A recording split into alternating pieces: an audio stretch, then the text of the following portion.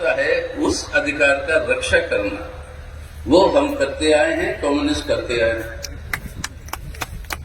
और इसलिए जब ज्योति बसु के संदर्भ में आते हैं तो एक चीज मुझे बताना जरूरी है आपको कि 2092 में जब बाबरी मस्जिद को गिराया गया था, याद होगा लिबराल कमीशन बनी उसके बाद में, और यहां पर कल्याण सिंह जी आए थे चीफ मिनिस्टर से इस्तीफा करने के बाद, और बड़ी गर्व से कलकत्ते के अंदर एक भाषण में जो ज्योति बसु ने लिबराल कमीशन को रिकॉर्डिंग भी दिया, कलकत्ता में एक भाषण में कल्याण सिंह जी कहे थे बड़े गर्व से कि हमने गिराया उस मस्जिद को। अगर कंट्रैक्टर को देते, किसी कंट्रैक्टर को 2 हफ्ते लग जाते, हमने 4 घंटे में गिरा दिया पूरी मस्जिद को। ये बात उन्होंने कहा। लेकिन उस समय माहौल क्या था देश में? सब जगह पर दंगों की माहौल थी, पूरे खासतौर पे उत्तर भारत में। जब हम हमारे दिल्ली की पार्टी ऑफिस में उस दिन इत्तेफाक से माई था, तो कई सारे अपने मुसलमान भाई बहन आए और बोले कि हमें बचाइए। हमने कहा ठीक है, हम आर्मी से बात करते हैं, सीआरपीएफ से बात करते हैं, उनके कैंप में आपको भेजेंगे ताकि आप सुरक्षित रहे। उन्होंने कहा हमें विश्वास नहीं है उन पर भी, हम वहां पर भी हमें विश्वास नहीं है कि हम सेफ रहेंगे। तो हमने कहा कि भाई फिर क्या करें, बताइए, आप भी बताइए क्या करें। क्या था उनका जवाब? हमें ज्योति बसु के कलकत्ते में भेज दो, वहीं पर हम सुरक्षित रह पाएंगे। ये था उनका एक्चुअल रास्ता। एक जगह है पूरे हिंदुस्तान में जहां पर ना कोई इस तरीके की सांप्रदायिक हिंसा ना दंगे हो पाए। वो एक अनुभव था, एक सोच के आधार पर जो अभी चर्चा में कर रहा था ज्योति बसु और कम्युनिस्ट पार्टी मार्क्सवादी कि ये धर्म के बारे में स्पष्ट है, उसकी इज्जत करते हैं, उसको रेस्पेक्ट करते हैं, हर व्यक्ति की आस्था को रक्षा करेंगे, लेकिन हस्तक्षेप मत करिए। कौन सा व्यक्ति किस भगवान में विश्वास रखता, वो अधिकार नहीं है किसी को। तो ये बात सेक्युलरिज्म की आज वो बर्बाद हो रही। जब हमने ये जवाब दिया और कहा कि माफ करना, बहुत शुक्रिया, आपने मेरे को आमंत्रण दिया, बट हम नहीं आएंगे आपके पास, तब प्रचार शुरू हो गई कि ये एंटी हिंदू है, हिंदू धर्म के विरोध में है। अब जब शंकराचार्य चारों के चार बोले कि हम भी नहीं जाएंगे, और कारण उन्होंने यही बताया कि इसकी राजनीतिकरण हो रही है, जो आपसे कहा, तब जो है उसके बाद वो एक संकट में फंसे। खैर वो जो भी बात हो, लेकिन ये पूरी मुहिम क्या है? आज इसकी कोई जिक्र नहीं है कि पूरे आजाद हिंदुस्तान के अंदर सबसे ज्यादा बेरोजगारी आज है। सबसे ज्यादा हमारे देश के अंदर गरीबी, यानी ये एक बहुत ही एक क्राइसिस का एक नमूना है कि रिवर्स माइग्रेशन होता है। जब आर्थिक विकास होता है तो लोग गांव को छोड़कर शहरों पे आते हैं अपनी जिंदगी बेहतर बनाना।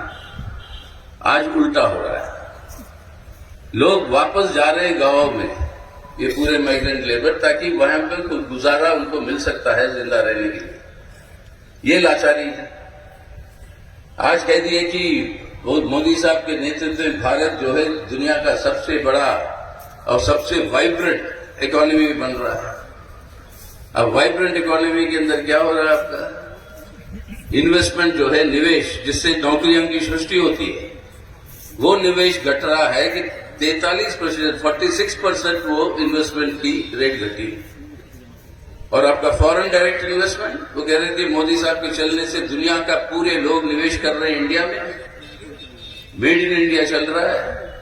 फॉरेन डायरेक्ट इन्वेस्टमेंट पिछले साल 38 बिलियन से इस साल पे पहुंची है 13 बिलियन। तो ये इस तरीके से अगर आप देखेंगे तो एक तरह से उसकी एक झूठी प्रचार, एक दुष्प्रचार, जिससे गुमराह करके बहलाना चाहते हैं लोगों को।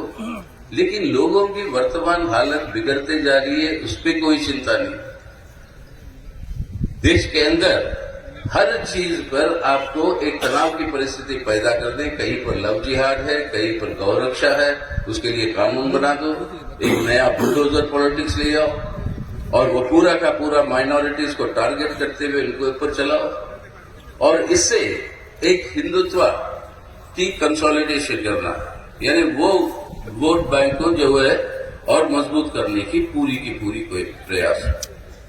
तो ये राम मंदिर का उद्घाटन पूरा का पूरा एक राजनीतिकरण है, जिसके चलते हुए हमने कहा आपकी आस्था की हम इज्जत रखते हैं, आप करिए जो आप चाहते हैं, लेकिन हम नहीं आएंगे वहां पे। Thank you very much.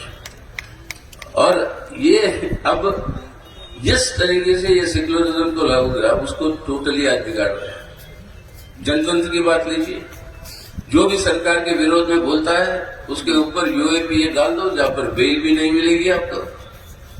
अभी तक तकरीबन 4 साल हो रहे हैं वो भीमा कोरेगांव केस के अंदर जो लोग कैदी हैं उनके ऊपर आज तक चार्जशीट नहीं बना, आज तक।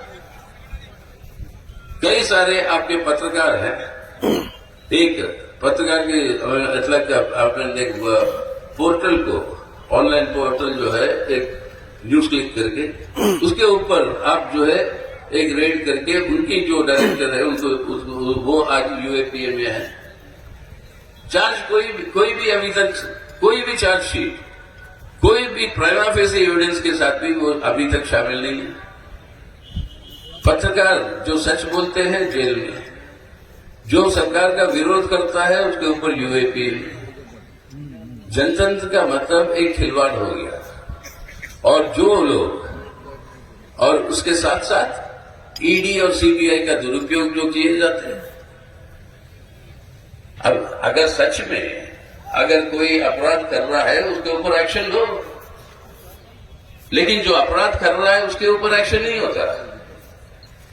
आज तकरीबन 5000 से ज्यादा केस फाइल की है ईडी ने, जिसके अंदर आपके कितने कन्विक्शन हुए हैं? 23, यानी कन्विक्शन रेट कितना है? 0.1% से कम। इसका मतलब क्या है? ईडी का केस, ईडी की गिरफ्तारी करो और अरेस्ट करो जो आपके विरोधी है, और जो वो पार्टी छोड़कर भाजपा में आ जाते हैं ईडी के डर से, उनके ऊपर कोई केस नहीं, सब केस वापस हो जाते हैं। यानी प्रश्न वो है जो उनके साथ नहीं, जो उनके साथ रहेंगे उनकी भ्रष्टाचार भी माफी। और उस तरीके से सौदागिरी होती है, राजनीतिक सौदागिरी, जो आपको यहां पर शायद मेरे से ज्यादा अनुभव है, जो आप जो देख रहे हो बंगाल के अंदर किस तरीके से ये सौदाबाजी किया जाता है ताकि उनका फायदा हो। तो ये इस तरीके से ये दुरुपयोग करते हुए जनतंत्र का मतलब ही आप जो है उसको बिगाड़ रहे हो। और ज्योति बाबू का जनतंत्र की बात अब इसलिए कर रहा था, कई सारे सवाल थे जो पार्टी के अंदर मतभेद होता है, लेकिन वो मतभेद को उस जमाने के हमारे नवरत्न जो थे पॉलिट ब्यूरो के, उनके अंदर कभी भी कोई भी दूसरा पॉलिट ब्यूरो मेंबर की राय अलग हो तो उनको निशाना बनाकर इस तरीके से टारगेट करने का मतलब ही नहीं था। वो एंटी डेमोक्रेटिक। अब वो ही हो रहा है पूरे देश के अंदर, एंटी डेमोक्रेटिक। बाकी सब लीजिए, आर्थिक आत्मनिर्भरता, अब पूरी की पूरी संपत्ति देश के अंदर जा रही है चंद उनके मित्र व पूंजीपतियों को, और कोई भी सवाल उठाता उस मित्र पूंजीपतियों के ऊपर, उनके ऊपर केस। सवाल उठाता है पार्लियामेंट में तो उनको पार्लियामेंट से बहिष्कार। अब पार्लियामेंट के अंदर एमपीज को बहिष्कार करके पूरे के पूरे कानून जो है पारित करवा लेते हैं, और ये कानून जन विरोधी और देश विरोधी है।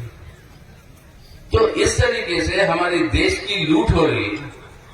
सब चीजें आज सब क्षेत्र, मतलब सब क्षेत्र जो है अपने देश के अंदर वो खोल दिए गए हैं मुनाफे बढ़ाने के लिए, विदेशी पूंजी को, अपने देश की पूंजी को, और अपने दोस्तों को, अपने क्रोनी कैपिटलिस्ट।